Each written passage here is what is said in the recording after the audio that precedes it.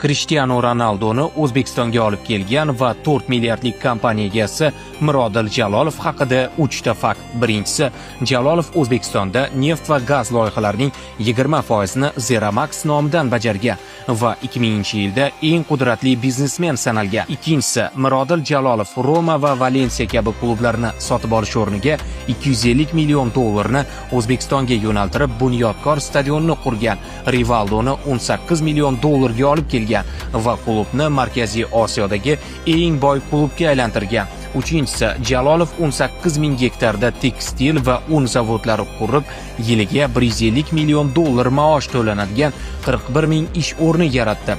2010-yilda ozodlikdan mahrum bo'lib, 4 milliardlik kompaniyasi davlatga o'tdi. Hozir esa uni 5 milliardlik Epsilon'ni boshqarib kelmoqda. Mashhurlar hayoti va millionerlar haqida ko'proq ma'lumot olish uchun Millionerlar klubiga obuna bo'ling.